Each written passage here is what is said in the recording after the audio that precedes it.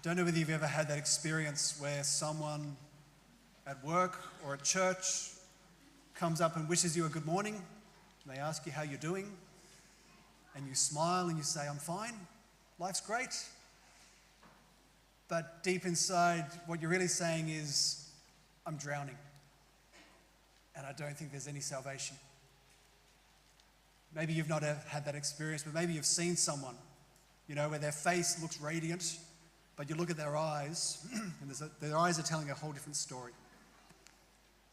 There's something going on inside where they're really struggling. Now, if that has been you, or if that is you today, the key thing I want you to let you know is that everyone's going through the same thing.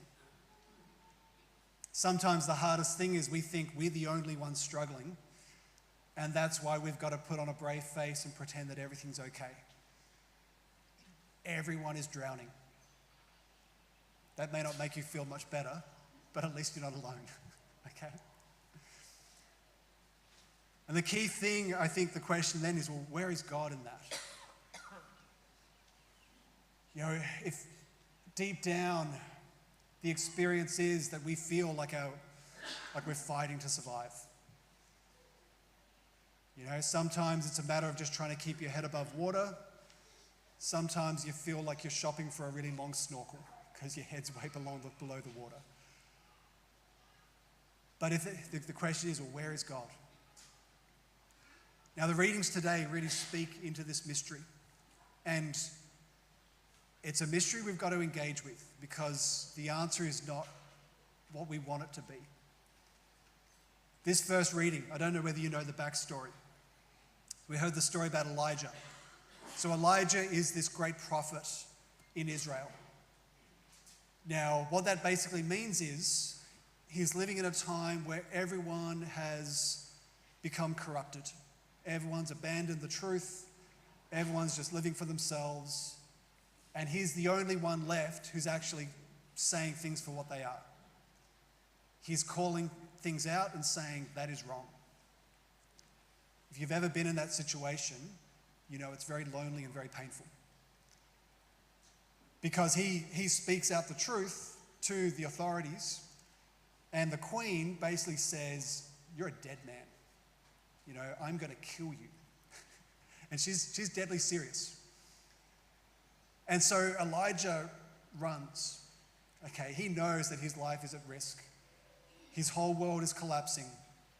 He runs a day's journey into the desert. And he basically collapses and says, "God, kill me. It's better for you to take my life than for her because I know what she's going to do." Now, God, like a very loving parent, speaking to a child, says, "What you need now is some food. Okay, just eat something." Okay, this angel comes and gives him some bread. And then in the strength of that bread, he goes another 40 days into the desert. He goes deeper into the solitude. And he finds himself here on the top of this mountain, on Mount Horeb. But he's still afraid. His world is still collapsing around him. And he's looking for a dramatic rescue. He's like, "Okay, God, I've come this far. I've come into this place of prayer. I now need you to turn up." And what we see is there is something dramatic. Okay, there is this mighty wind, so strong that it tears the mountains. But God was not in the wind. And then there is an enormous earthquake, but God's not in the earthquake. And then after that comes this enormous fire, but God's not in the fire.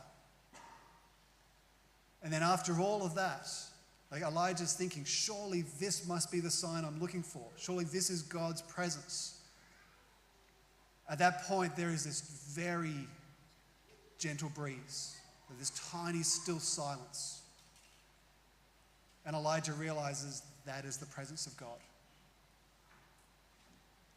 This is the mystery, that at the time of our greatest suffering, at the time of our greatest disaster, when we're looking for a dramatic rescue, God comes to us in the silence. And so the question is whether we can step into the silence to encounter that. And I think that's the hardest thing. Because when we panic, we start looking for anything else that's going to save us. But to realize that this is the promise of God, that He wants to speak into our life, but He needs us to come to a place where we can hear Him speaking into that very silent place of our soul.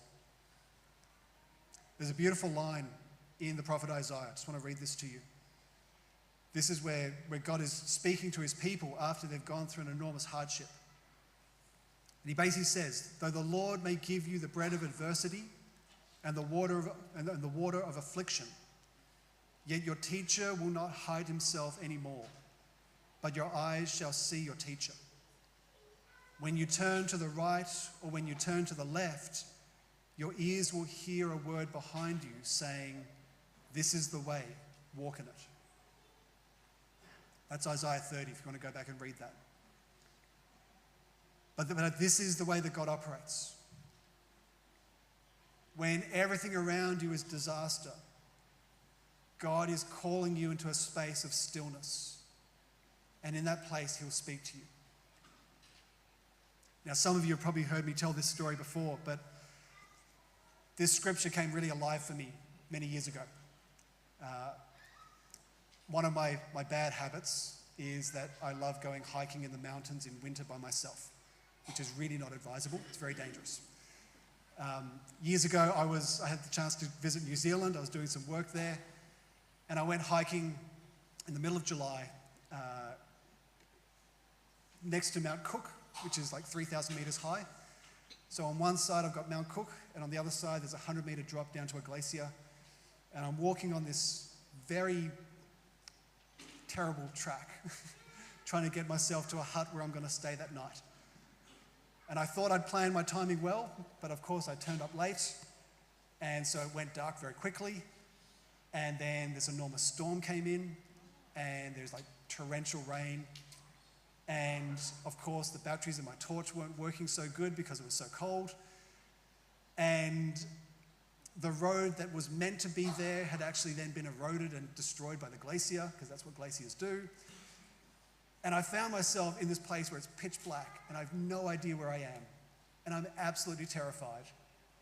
And every now and then I'm shining this little torch on the edge and realizing there's nothing there. There's a sheer drop down to a glacier.